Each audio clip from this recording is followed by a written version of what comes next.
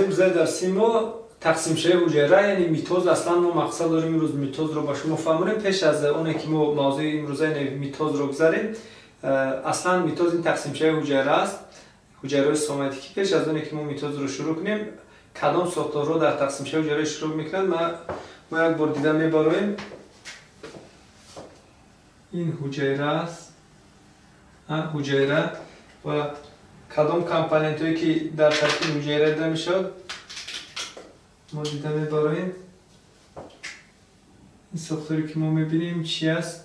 این یادرو و در یک اطراف حجره جایگیر شده است چی؟ مرکزی حجره. ببینید این جلدی حجره، بعد از اون چی؟ سیتوپلازما،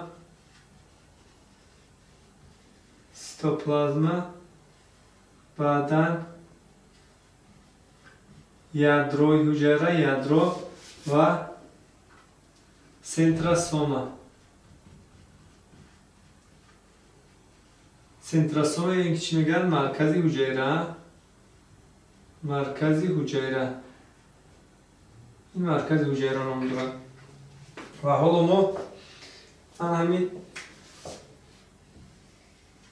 یادرو رو کمی کلان کرده از پیش نظر میکنیم، میبینیم ترکیباتی که در داخل یادرو جایگیر است و این یادرو است. همین یادرو را کلانتر کرده نشان دادیم و در داخل یادرو یک ساختار اجتماعی قرار دارد.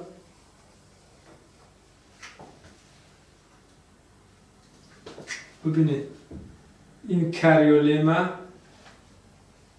کریون یادرو، لما پرده یادرو چی میگه؟ کریولما. بعد از اون شیره یادرو، این که چی نام دارد؟ کریوپلازما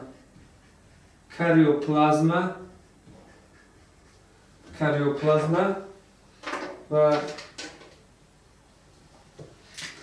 در داخل کریوپلازما جایگیر شده است چی؟ این ساختار پنجره شکل نام دارد خروماتین نام دارد و در یک قسمت خروماتین جایگیر شده است چی؟ یادروچه نام دارد چی؟ یادروچه.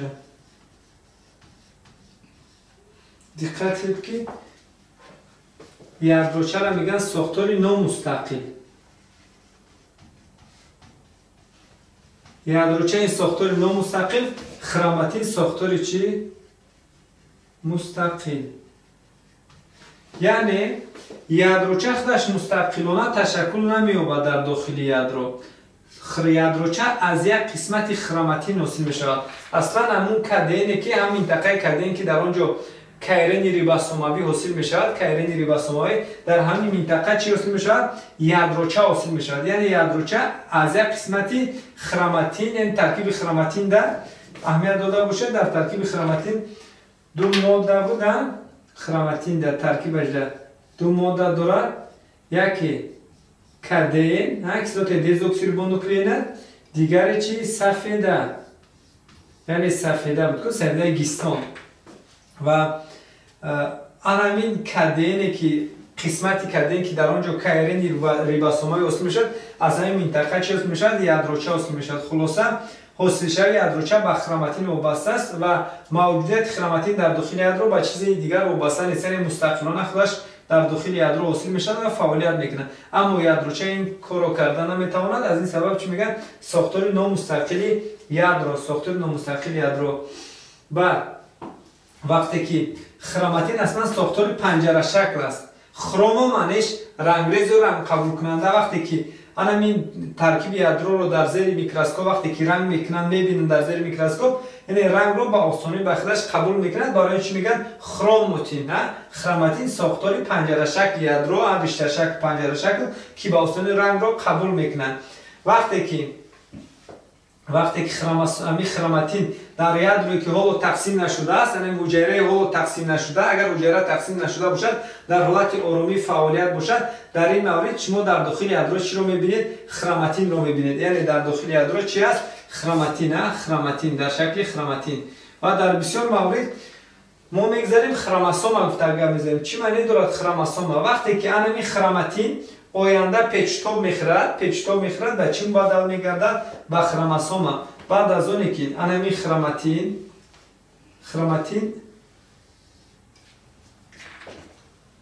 بعد از اونی که انمی خروماتین چی میشه؟ پیچتاب میخورد. پیچتاب یعنی پیچتاب خوری خروموسوم را چی میگن؟ پیچتاب خوریش هم میگن سپیرالیزاسیا. وقتی که سپیرالیزاسیا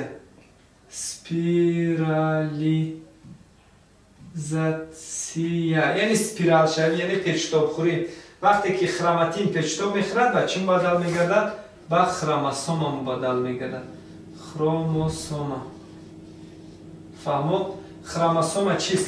خروموسوم این خروموسوم ساختار مستقل یادرو، خروموسوم ساختار مستقل یادرو که از دو خروماتید عبارت است. یک تا چیز که از دو خروماتید عبارت است. ببینید یک تا خروماتیده، این چی است؟ خروماتیده یا اینکه خروماتیده یا که خروماتیده و خواهری میگن. نه خروماتیده و خواهری یا دختری. یک تا خروماتیده و اینش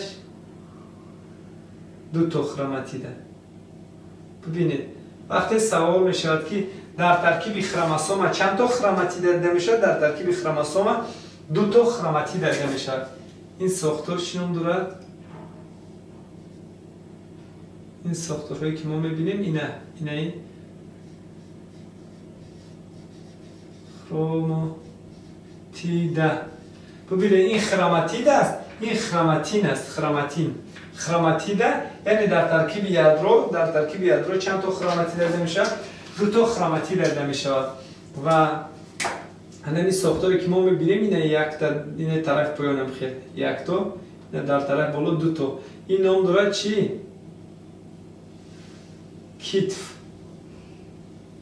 کتف یا دوش میگن. کتفای خروموسوم، کتفی پایان و کتفی بالا. یعنی خروموسوم دارد چی؟ خروماتیده، یعنی از دو تا خروماتیده عبارت است. یک تا دو تا خروماتیده، دو تا کتف، کتفی بالا، کتفی پایان و کتفی بالا. این چنین ساختارهایی که در کنار ببینید که این قسمت اینجا تا اینجا یک تا، دو تا، سه تا، چهار تا. این قسمت رو چی میگن؟ تلومر. این تلومر می باشد و خودی دو تا خروماتید خواهری و دختری بین یکدیگر توسط چی پیوست شدن؟ توسط سنترومر. این سنترومر نام دارد این ساختار. این چی است؟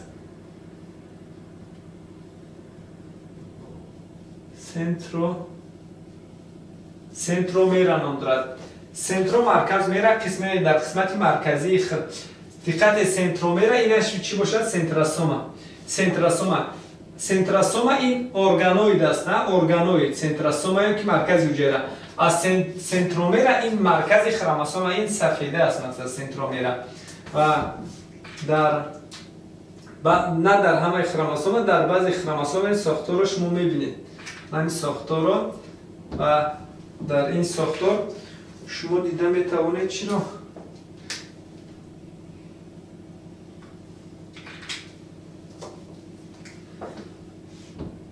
این منطقه که شما میبینید بعد از این چی بود؟ سنترومر. این هم سنترومر است. ببینید بعد از این قسمتی که شما میبینید نام دارد چی؟ ردیف نام دارد. ردیف سپوتنیک ردیف. و این ساختاری که شما میبینید در تلومر، بعد تلومر و کشخورک دویمین میگن. بعد از اون چی؟ ردیف جوی میشه. این نام داره کشخورکی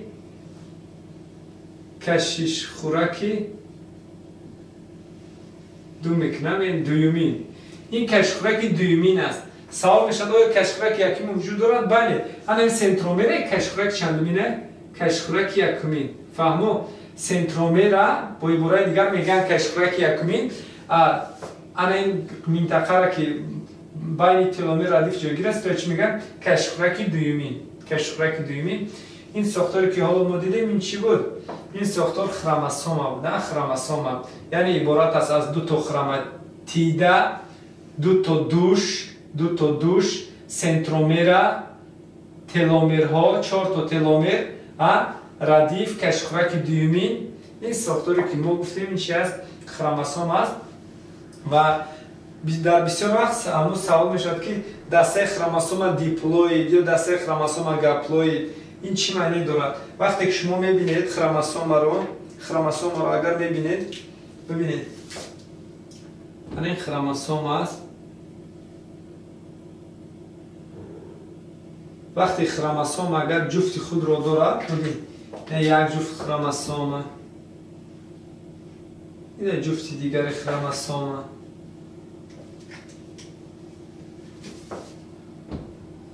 این جفت سوم خروموسوم. و فرض کنید جفت چهارم خروموسوم. فرض کنیم که پشه درازافیل است. پشه درازافیل.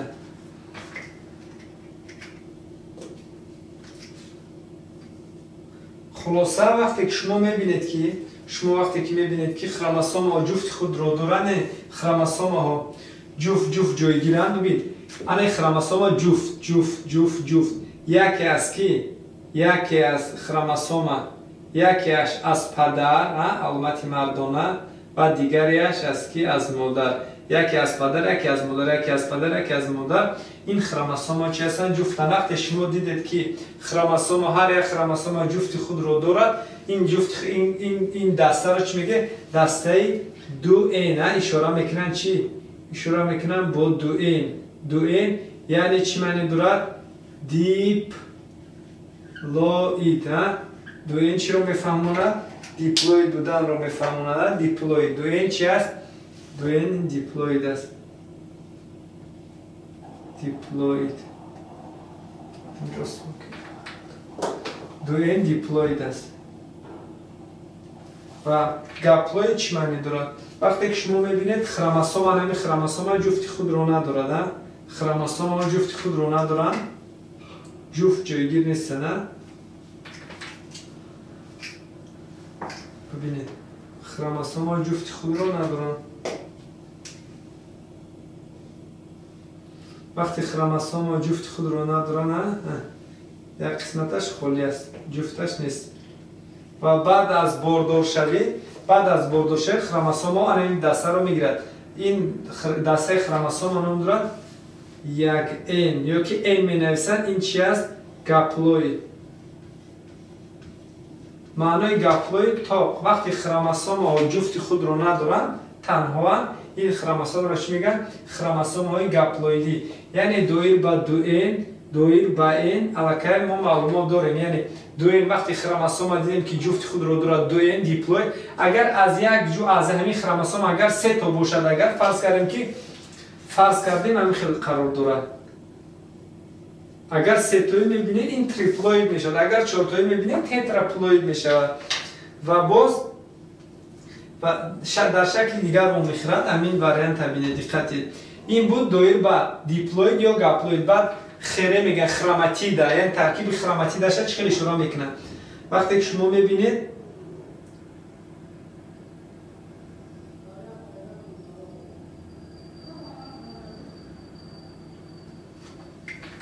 ببینید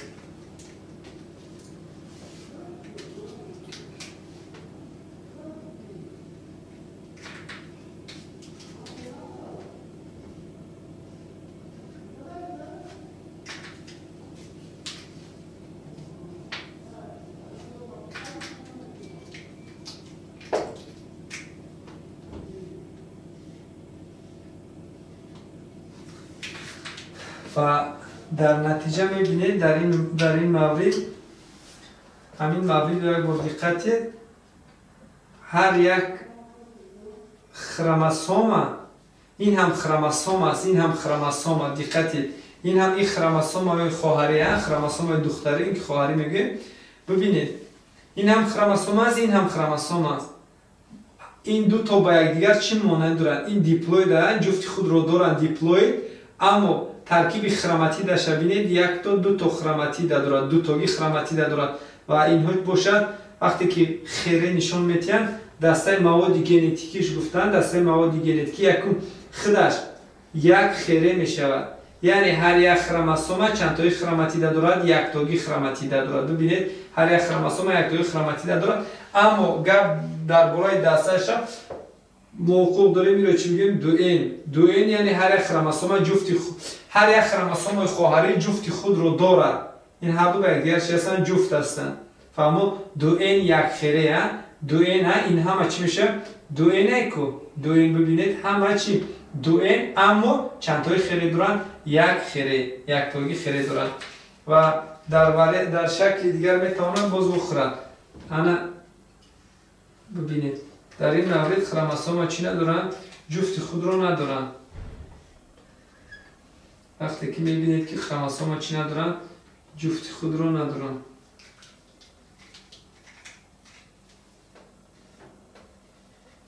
و در این مورد میشود ببینید جفت خود رو ندارن، یعنی ما حقوق دوی نداریم. چی میگیم؟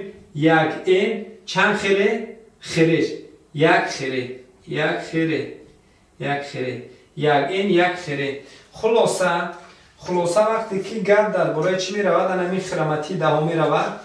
وقتی اشاره کردن که دو این دو خیره، شما باید دقت کنید که باید خروموسوم کدام وقت دو این دو خیره میشه؟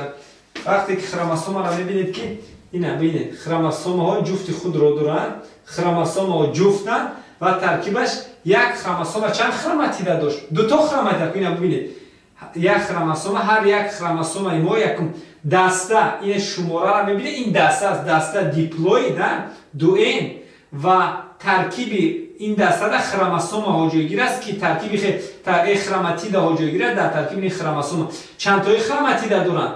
دو تایی. ببین هر یک کدام این چی؟ دو تایی خروماتید دارند. خلاصه گپ درباره خروماتید است. شما دقت کنید خروموسوم را ببینید، وقتی خروموسوم را نظر میکنید شما باید جواب بدید که همین مثلا این خروموسوم چند خیره دارد؟ یک خیره، یک تایی خیره. در این وریانت هم یک خیره، در این وریانت هم یک خیره، یک خروماتید دارد، یک خروماتید، یک خروماتید. در این وریانت دو خروماتیدی دارد. ببینید هر یک خروموسوم دو تا خروماتید دارد، هر یک خروموسوم دو تا خروماتید. دو این دو خیره چنین اشاره کردیم. یک این یک خیره چگونه اشاره کرده میشه؟ یک این یک خیره، یک این یک خیره، یک این یک خیره.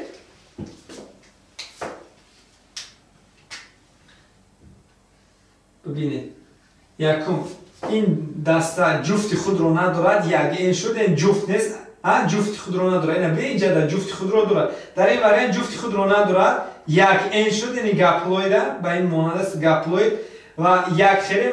همین رو میفهمید که ببینید یک تا خروماتید دارد، یک تا خروماتید دارد. خلاصه دایر به دسته مواد ژنتیکی. اگر دسته مواد ژنتیکی را شما نفهمید، آینده وقتی که ما میتوز رو میفهمونیم امکانیت فهمیدن شما به نهایت کم میشود. و وریانت دیگر که ما وقتی که خیره گفتیم دقت باز میگم همین سوال شد چند خیره دارد. شما ببینید خروموسوم چند خروماتید دارد؟ چند خروماتید دارد؟ دو خیره، دو تا خروماتید دارد، دو تا خروماتید، دو تا خروماتید، یک خروماتید، یک خروماتید.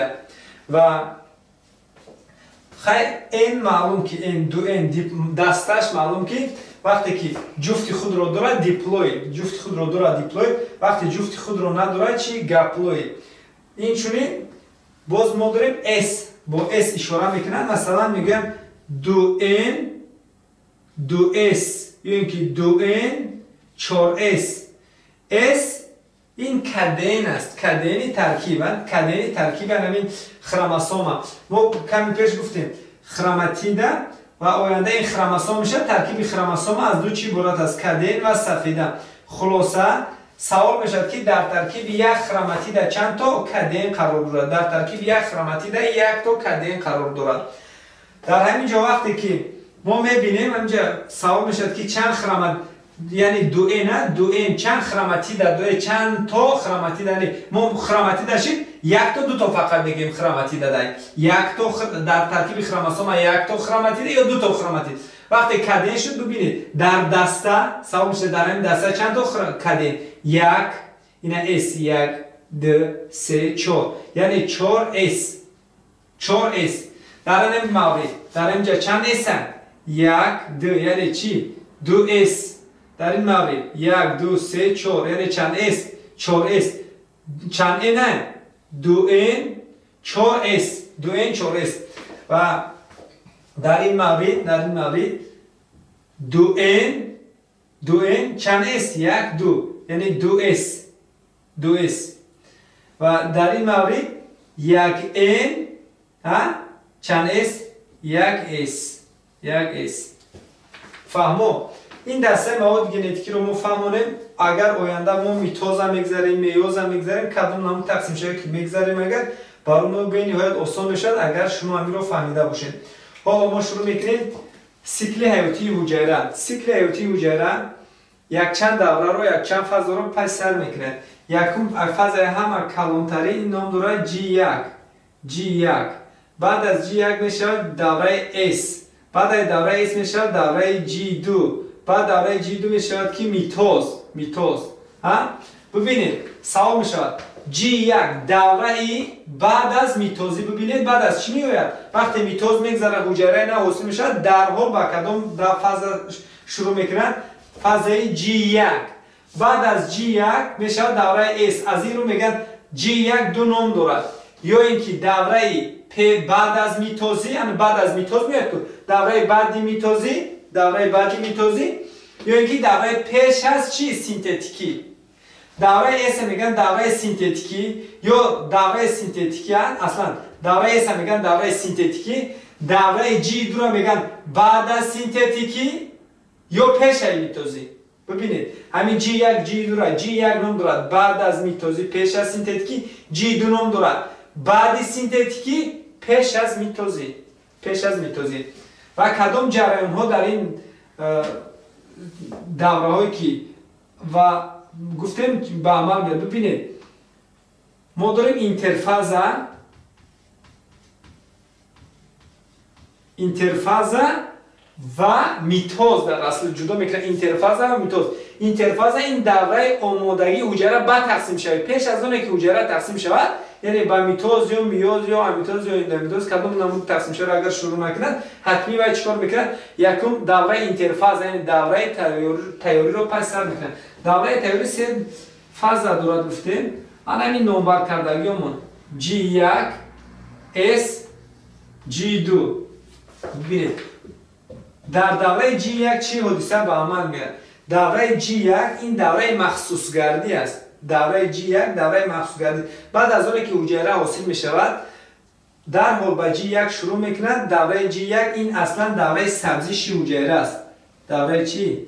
سبزیش. یعنی کلانشوی حجره وقتی که حجره حاصل می شود اندازش همین قدر اگر خوب باشد در دوره G1 اویسوس اندازه حجره چی میشه؟ کلان شدن میگیرن. طرف اندازه حجره کلان شدن میگیرد. از این رو دوره چی میگن؟ دوره سبزیش. یعنی خاصیت اساسی دوره G1 این دوره سبزیش با اوج کلانشوی اندازه حجره. همین حجره حاصل با اوج دوره اندازه حجره کلان شدن میگیرد. و در دوره G1 اصلا از ارگانوی تو ریبوسوم به نهایت زیاد حاصل میشد. برای چی ریبوسوم؟ برای اینکه در دوره G1 حجره باید کلان شود تشکل یابد. برای کلان شدن تشکل یافتن برای حجره سفیده لازم است. و این سفیده را کی حاصل میکنه؟ ریبوسوم حاصل میکنه. از این سبب سینتزی ریبوسوم به نهایت چی در اوجی بلند است. سینتزی با اوجی ریبوسوم از ارگانوی تو ریبوسوم و حاصل شوی یک قطار فرمنتو. اصلا از همه فرمنتی برای ما ضروری این فرمنتی کدن پلیمراز می باشد که این کدن پلیمراز آینده ما در دوره سینتتیکی دویر با این فرمنت گپ میزنیم. یعنی این فرمنت می باشد که آینده دوره سینتتیکی رو چی میکنند؟ در دوره سینتتیکی دوچندشوی مولکول کدن رو تامین میکنند. و بعد از این دوره G1 شروع میشه دوره چی؟ دوره S. وقتی که حجره تمام فعالیت خود رو براه موند، خلاصه هر یک حجره وظیفه خود رو در دوره G1 ببینید چقدر دوره کلان است، در دوره G1 به اتمام میرساند. وقتی که دوره S دوره G بشه الکی حجره آمادگی میبیند برای تقسیم شوی و در وقت تقسیم شوی امکانیت اجرای وظیفه نیست الکی. برای همین همه کار خود رو در دوره چی؟ در دوره G1 که سبزی حجره میگن در اینجا به انجام میرساند. و هم گفتیم G از کلمه انگلیسی یا اینکه یونانی جب میگن. جب فاصله معین که در این فاصله باید حجره عمل رو به جا بیارد. و در دوره S باشد اصلا چه حادثه به عمل میاد؟ رپلیکاسیای مولکولای کادین. همین فرمن رپلیکاسیا این دو چنشه مولکولای کادین است. مولکولای کادین چی میشود؟ ببینید هم خیلی یک زنجیر مولکولای کادین بود، اگر همین اویسوس چی میشود؟ اویسوس دوچند میشود. فهمو؟ همین رپلیکاسیا دو چنشه مولکولای کادین با تاثیر فرمنت کادین پلیمراز به عمل میاد. این کادین پلیمراز در G1 گذاشته میشود و در دوره S باشد با تاثیر همین فرمنت رپلیکاسیا دو چنشه مولکولای کادین به عمل میاد. و اینچنین در همین دوره سنتریولا یا که مرکز حجره،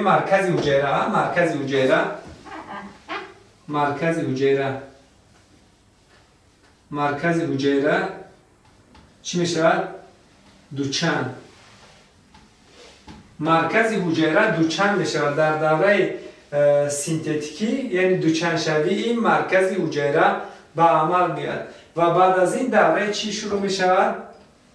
دوره G2 الکی در این دوره سینتز ATF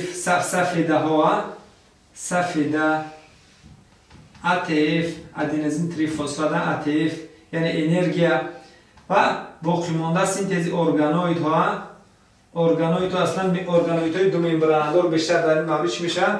سینتز میشن. خلاصه این دوره بود که حجره برای میتوز تقسیم شدن آمادگی میبیند و این جریان ها رو چی میکنه؟ پسی سر میکنه و بعد از این شروع میشه دوره دوره میتوزی که حالا ما دیده میبرایم آن رو. ما شروع میکنیم تقسیم شوی میتوزی رو. میتوز این رشته اصلا تقسیم شوی میتوزی این تقسیم شوی برابر نام داره. میتوز این تقسیم شوی نامستقیم، ببین تقسیم شوی نامستقیم و برابر حجره های جسمی. برای چی تقسیم شوی نامستقیم میگن؟ زیرا که حجره یک بار تقسیم نشده بلکه سر اول داخلات آن تقسیم میشود و پس آن بعد حجره چی میشود؟ تقسیم میشود. و ما داریم امیتاز این تقسیم شوی چی میگن؟ مستقیم. داخلات آن تقسیم نشه یک بار حجره چی میشود؟ به دو قسم تقسیم میشود. و در وقتی میتوز تقسیم شده گفتیم مستقیم فهم نامستقیم برای که دو یکم داخلاتش تقسیم میشود توسط تارهای اخرومتینی با واسطه دیگر ساختارها بعد تقسیم شوی به عمل میاد.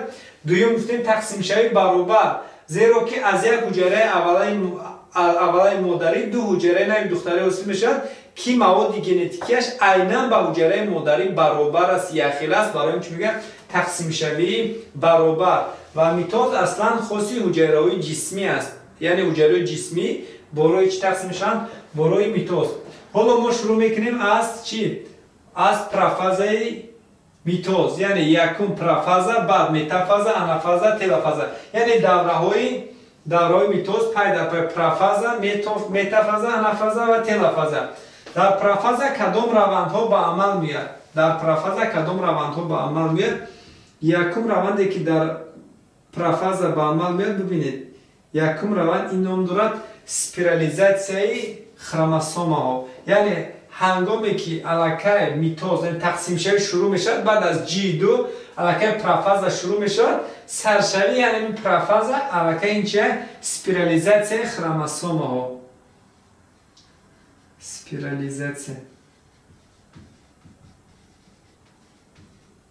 سپیرالیزاسیای خروموسوم، یعنی بعض وقت چنین گفته میشه خروماتین به خروموسوم تبدیل می‌یابد. یعنی همین اسپیرالیزاسیون خروموسوم معنیش همین است که خروماتین به خروموسوم تبدیل می‌یابد. ما خروماتین و خروموسوم را نشان دادیم کمی پیش. خروماتین به خروموسوم تبدیل می‌یابد یا اینکه از شکل ریشته به شکل اسپیرال پیچتاب خورده تبدیل می‌یابد. در این وریانت در وقت ریشته شکل است خروماتین ناعیان است. وقتی که ما می‌بینیم ریشته شکل آن را دیدن دشوار است. وقتی که پیچتاب خورد کوتاه و قفس میشود و در زیر میکروسکوپ آن را با آسانی ما دیدن میتوانیم. خلاصا یکم جریانی که به عمل میاد چی حادثه به عمل میاد؟ اسپیرالیزاسیون چی خروموسوم ها به عمل میاد و در نتیجه خروماتین پیچتاب خورده به خروموسوم تبدیل می‌یابد. دوم ما در فهموندن یادروچه گپ زدیم که این ساختاری که ما می‌بینیم چی است؟ این یادروچه است. نه یادروچه ساختاری نامستقل یادرو. ببینید الان نامستقلی در اینجا اثبات میشه. وقتی که اسپیرالیزاسیون خروموسوم به عمل میاد یادروچه نابود میشه. سبب نابودشوی ما گفتیم یادروچه از یک قسمت خروموسوم حاصل میشه، از یک پارچه خروموسوم، از یک منطقه معینش که در اینجا کایرین اخباری حاصل میشه. از اینجا چی میشه؟ حاصل میشه. وقتی که پیچتاب خورد الکی دیگر ترانسکریپسیا به عمل نمیاد و در اینجا کایرین ریبوسوماوی حاصل نمیشه. اینچنین یادروچه هم سینتز نمیشه. خلاصه نصف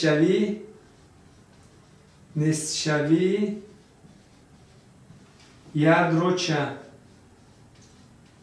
یادروچه چی میشود؟ نصف میشود. ببینید چه حادثه روی داد. خروموسوم پیچتاب خورد الکی از ما پیچتاب خورده شدیم و یادروچه نصف شد. در اینجا اگر نه پیچتاب خورده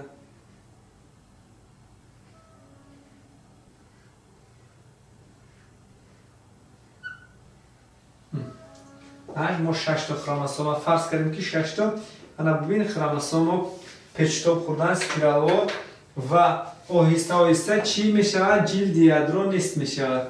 ببینید جلد یادرو چی میشود؟ نصف میشود. یعنی سوم جریان این جلد یادرو حل میشود. کاریولما حل میشود، حل میشود، نصف میشود. و چهارم جریانی که ما میبینیم آهسته آهسته همین سنتریولا ها یعنی مرکز حجره سنتراسوم با خودهای حجره چی میکنن؟ حرکت میکنن. یعنی حرکت سنتراسوم با خودهای حجره سنتروسوم با خودها حرکت میکنن. حرکت سنتراسوم با قطب‌های حجره و ببینید الکی به کجا رفته میرسن؟ به قطب‌ها رفته میرسن و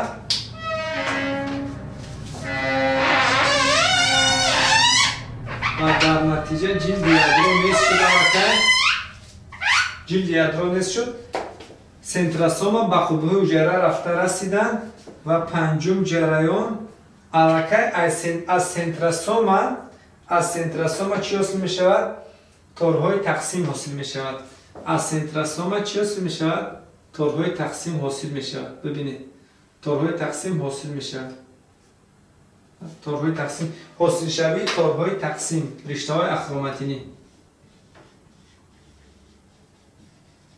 حاصل شوی دوکی تقسیم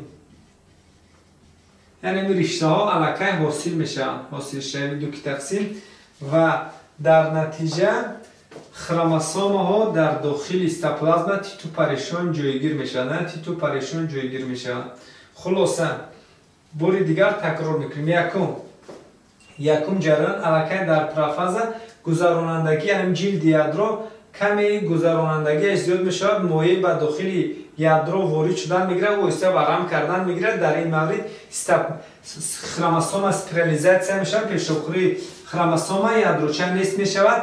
آهسته آهسته کاریولما چی میشه؟ جلد یادرو نصف میشود. بعد سنتراسوم با خودی حجره حرکت میکنن. حاصل شوی دوکی تقسیم آغاز مییابد و خروموسوم در داخل حجره چی تیتو پریشون جایگیر میشوند. هم تیتو پریشون میشوند و در این دوره پروفاز به اتمام رسیده شروع میشود دوره دیگر چی متافاز. و در متافاز خروموسوم ها در اکواتور در مرکز حجره صف میکشند. خروموسوم ها در مرکز حجره صف میکشند. خروموسوم ها در مرکز حجره صف میکشند و از سنتریولا ها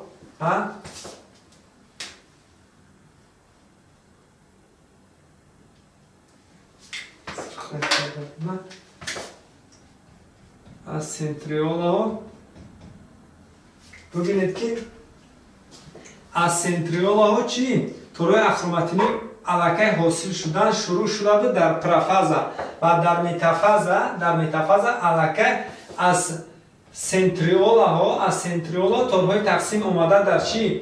در خروموسوم پیوست می شود. ببینید که در قسمت این منطقه ما داشتیم سنترومیر و نگفتن هموند که در این منطقه سفیده مخصوص پیوست حاصل شده است. سفیده مخصوص ببینید این نام دارد کینتوخور. این سفیده چی نام دارد؟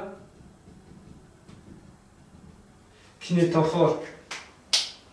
این است سفیده چی است؟ کینتوخور. و در نتیجه از همین سنتریولا ها طورهای تقسیم اومده در کینتوخور چی می شود؟ پیوست می شود. در کینتوخور اومده پیوست می شود.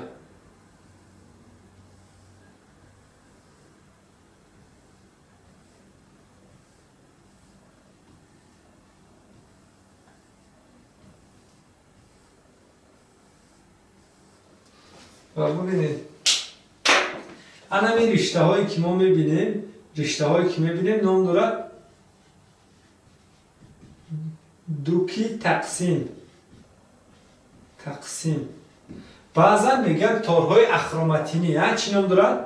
تورهای اخروماتینی. ممکن سوال شود شما در تورهای اخروماتین چی معنی دارد؟ ببینید خروماتین چی بود؟ ساختار پنجره شکل یادرو که باسان رنگ رو قبول میکرد خروماتین نام داشت.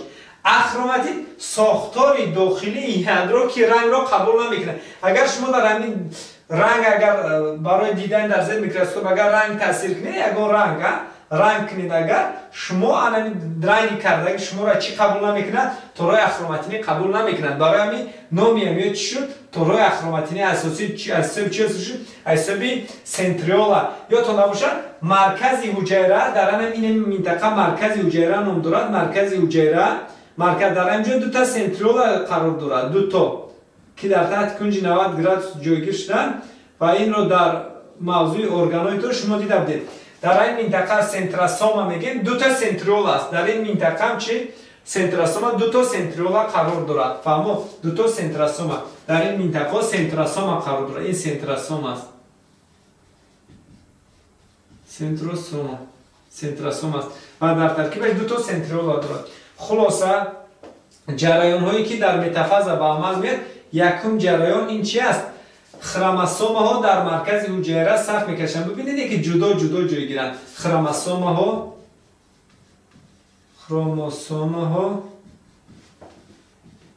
در مرکز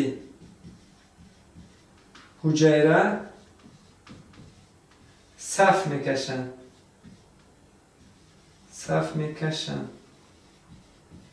قطار جایگیر میشن و در نتیجه چی حاصل میکنند؟ در بعضی در بتونی نگاه بکنید لوحچه متافازگی اگر امیر در زیر میکروسکوپ نگاه کنید یک لوحچه ببینید یک لوحچه حاصل شده است که حجره رو به دو قسمی برابر تقسیم میکنن. این چی میگن؟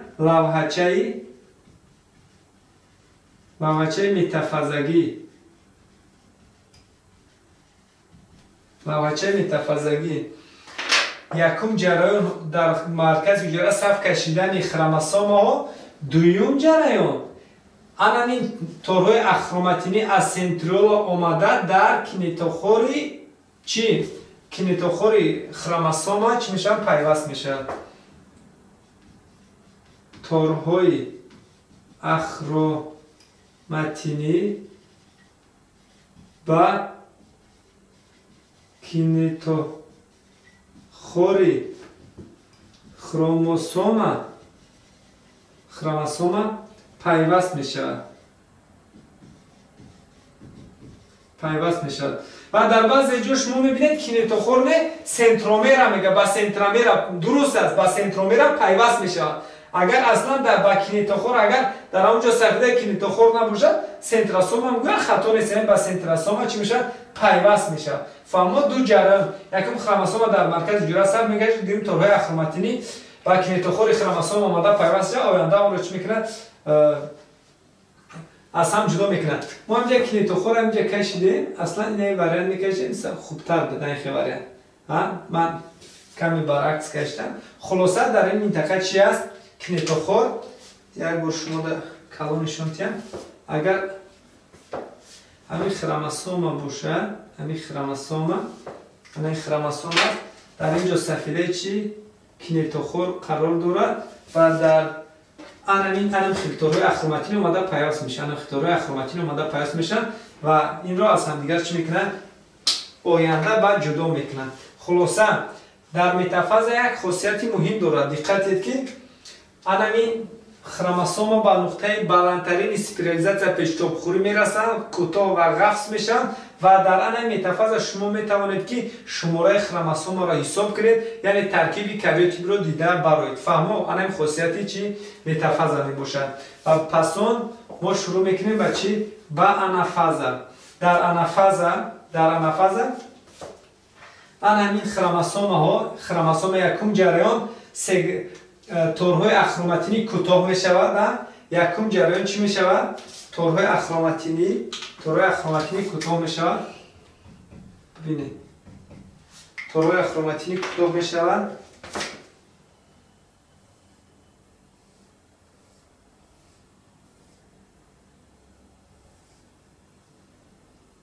تورهای اخرومتینی کوتاه می شود.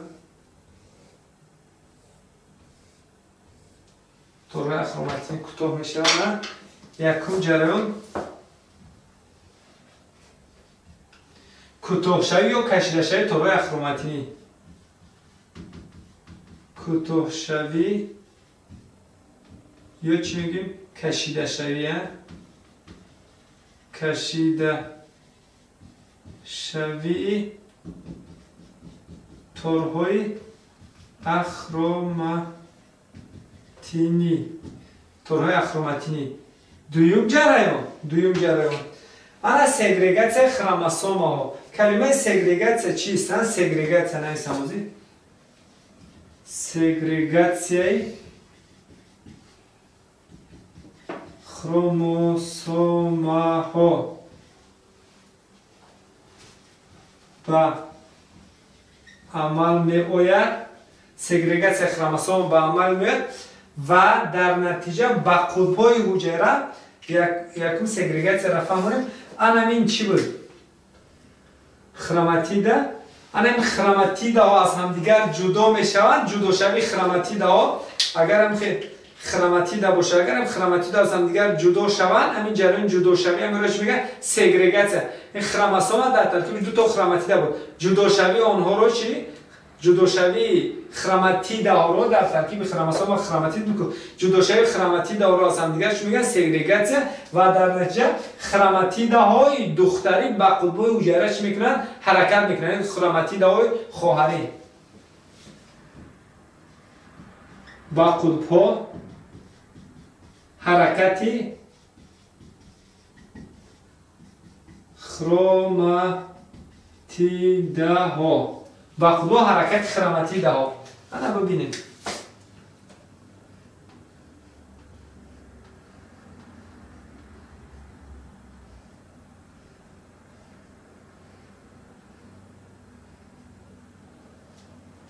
با قطب‌ها حرکت خروماتیده ها، یعنی خرومات وقتی کشیده میشد خروماتیده ها از همدیگر جدا میشن و با قطب‌های حجره حرکت میکنن و هنگامی کشیده شد ببینید که با چی مانند دارن؟ با 5 ریمو مانندی دارن. وقتی که از بنج کشیده میشه دو گوشه اون چی میخمد و درجه با چی مانند میشه؟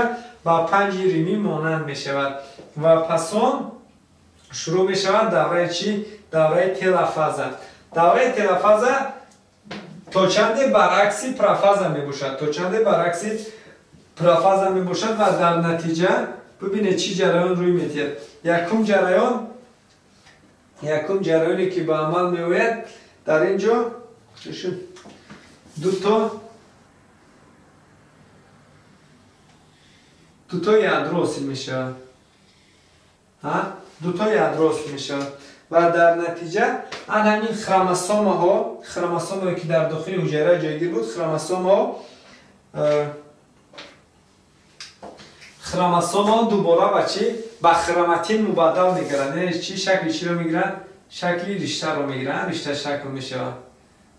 شکل میشه و در اونها چی حاصل میشه؟ یادروچه حاصل میشه. یادروچه و ببینید یکم چی شد؟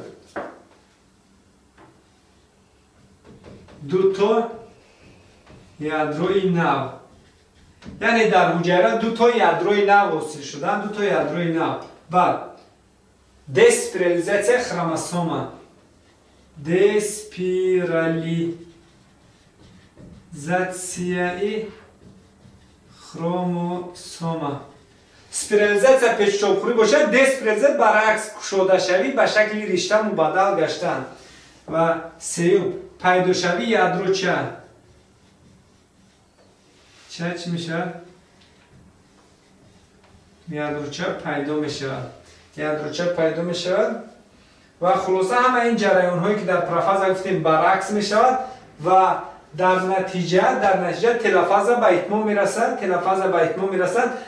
این همه جریان هایی که ما گفتیم این میتوز بودن تا به از یک داخلات یادرو همش پورا تقسیم شد. از یک یادرو چی دو تا یادروی نو حاصل شد که دسته مواد ژنتیکیشون برابر است. روز نشون میدیم و بعد از این دوره مخصوص سیتوکینز. اصلا ما داریم کاریوکینز، سیتوکینز. کاریوکینز این تقسیم شوی یادرو بود، سیتوکینز تقسیم شوی حجره است. دقت، سیتوکینز این به میتوز داخل نمیشه. بعد از به اتمام رسیدن میتوز پس آن سیتوکینز به عمل میاد و بعد در نتیجه یک جویک تقسیم پیدا می شود. آهسته این جویک تقسیم چی میکند؟ حجره را آهسته تقسیم میکنه. از یک حجره دو حجره نو حاصل می شود. از یک حجره مادری دو حجره نوی دختری حاصل می شود. و دسته مواد ژنتیکیشون چگونه است و چگونه بود. ببینید در دوره‌ای که با چی شروع میکند؟ پرافاز شروع میکند. دسته مواد ژنتیکی چه داریم؟ دو این یعنی دیپلوید است. هر یک خروموسوم جفت خود رو دارد. ببینید جفت جایگیرن. دو این چند تایی خیلی دارن. هر یک خروموسوم دو خیره فهمو؟ هر یک خروموسوم دو تایی دو این دو خیره. و در متافاز ببینید یگان تغییرات همین خروموسوم بودگی تنها قطار شدن. در اینجا نیست دو این چی؟ دو خیره است. دو خیره. و در انافاز ببینید در قسمت بالا دو این دو خیره دو این چند خیره؟ یک خیره. دو این یک خیره. در قسمت پایان دو این یک خیره. و در ادبیات های نوی که از ما میبینیم در انافاز دسته موادی که حاضر حجره تقسیم نشده که علاقه از حجره بوتون است. در این ادبیات ها میتوانند چی خیلی نویسند. ببینید دو این چند این میشه؟ چار این یک خیره میشه دو خیره. ببینید چار این دو خیره. فهمو؟ در پرافاز متافاز دو این بود. در تلفظ هم چی است؟ دو این با قوه حرکت کنن که چند تایی خیلی دارن. یک خیره. دو این یک خیره. و در همین انافاز میتواند که چی 4n 4 خیره شود و بعد این حجره نوز شد 2n 1 خیره بود.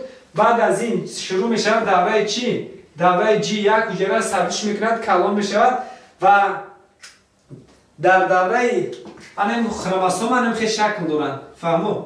دیپلویدن. ببینید خروموسوم شکلشان هم دیپلویده اما 2n یعنی دیپلوی جفتی هر خروموسوم جفتی خود رو دارند اما یک دوی خروماتیده دارند. دوره G1 دا چنین است و دوره S می شود. بعد از G1 چی می شود؟ S. در دوره S سینتتیکی دو چندشای مولکولای کادن به عمل میاد. انمی خروماتیده ها یک توگی دیگرش را حاصل میکنند. فهمو؟ و در نتیجه دسته مواد ژنتیکی بعد می شود 2n 2 خیره. انمی دسته مواد ژنتیکی که ما دیدیم که انمی 2n 2 خیره و بعد از S با شروع می شود G2. در G2 دسته مواد ژنتیکی عوض نمی شود. همین 2n 2 خیره 2n 2 خیره میموند. 2n 2 خیره میموند. انم 2n 2 خیره با پرافازا وارد می شود. پرافازا 2n 2 خیره بعد متافازا در 2n 2 خیره چون که عوض نشد که در انافازا 4n 2 خیره می شود. و اگر S خطی اشاره کنن اگر S خطی همین خروموسوم هر یک کدومش جفتی خود دارد که هر یک خروموسوم اگر نزدیک شیم هر یک خروموسوم جفتی خود رو دارد. هر یک خروموسوم جفتی خود رو دارد. حالا این قیاسه هر یک خروموسوم جفتی خود رو دارد حساب کنن اگر میشود 2n یعنی جفت است 2n و کده میشد 1 2 3 4 چند تا میشد 4s. فهمو 2n 4s میگن. یعنی در خروماتید گپ زدن در ما 4 خروماتید 4 خیره نمیگیم. ما هم ترکیب یک خروموسوم را میبینیم چند تا خیره دارد 1 تا یا 2 تا. حاضر هم میبینیم 2 تا خیره دارد نه 2 تای خروماتید 2 تا خروماتید 1 تای خروماتید در اینجا هم 1 تا خروماتید 1 تا خروماتید و در دوره متافاز هم 2n 4 خیره است. اگر خیره s قد بگیم 2n چند s میشه 4s 2n 4s این همین جفتن این دو تا اما با هم دیگر نچسبیدن کنجوگاسیون نشدگی چون کنجوگاسیون در پرافاز نیاز میشه. بعد اونجا در نگاه کردن میبینید رو در انافازا چی میشود؟ در انافازا 4n اینا اینجا s خطی بگیریم اگر s خطی بگیریم اینا ds میشه اینا دو تا یک s ds با اینجا با دو تا دیگه s 4s میشه 4n 4s در تلفظ باشد در تلفظ بعد 2n 2s میشه 2n 2s میشه. فهمو؟ اهمیت بیولوژی میتوز. چی اهمیت بیولوژی دارد میتوز؟ یکم اهمیت بیولوژیش از آن عبارت است که سبزی حجره رو تامین میکنه. ما وقتی که زیگوت حاصل میشه دقت زیگوت بنیاد اندازه خورد دارد یعنی همین برای تقسیم شه میتوزی تقسیم جا که سبزی کالوجا به شکل آدمی چقدر آدم بزرگ میشه. همه درجه میتوزم سبزیش ارگانیسم از حساب میتوز است سبزیش کالونشوی ارگانیسم. بعد از این یک اهمیت چیز سبزیش حجره ها سبزیش بافته ها سبزیش ارگانیسم و یعنی سبزیش دویم اهمیتش این است که مواد ژنتیکی رو بین دو حجره نوی دختری یعنی ببین دین دخیره بود دین دخیره. حالا ببینید که پیش پرافاز اول پیش از این نگاه کنید یک حجره است اینم خیلی حجره اینمی حجره با میتوز شروع میکنه اینمی 2n دسته ما 2n یک خیره بود که ببینید دوره S سر میگذروند سینتتیکی در دسته مواد ژنتیکی میشه چی 2n 2 خیره و بعد از این تقسیم شود دو حجره نوصل میشه میتوز اثر میزنده دو حجره نوصل میکنه و این دو حجره نوصل شده دسته مواد 2n 1 خیره. ببینیشن 2n 1 خیره اینه 2n 1 خیره کو یعنی حجره از یک حجره اول مادری دو حجره نوی دختری است میشه که دسته مواد ژنتیکیش عیناً برابر است 2n 1 خیره بود که حجره اوله. حالا ما پرافاز 2n 2 خیره میبینیم پیش از این دوره سینتتیکی را اول اثر گذارم در دوره G1 شب ببینید 2n 1 خیره همین آینده تقسیم شود از این چی میشه دو حجره نوی عیناً رنگ خودش است میشه یعنی 2n 1 خیره بود با 2n 1 خیره است شد. یعنی دسته مواد ژنتیکی رو نگاه می‌دارد و در حیوانات یک‌حجره ساده‌ترین ها میتوز این تقسیم شوی میتوز این افزایش غیر جنسی است. برای میتوز شماره فردها چی میشود؟ زیاد میشود، افزون میشود. خلاصه اگر افزایش برای میتوز شود، اگر دو فردی حاصل میشود که عیناً به همدیگر مانندن، کپیان، فهمید دسته مواد ژنتیکشون یخیل اخبارهایشون یخیل و فردای حاصل شدن به همدیگر به نهایت چی مانند میباشند. درس آینده ما میوز و مقایسه میوز و میتوز هم میگذاریم. خدا خواسته باشد امیتوز و اندومیتوز رو نیز در آینده ها ما کوشش میکنیم که وقت شود به شما ویدیو کرده پیشنهاد کنیم. تشکر با دقتتان.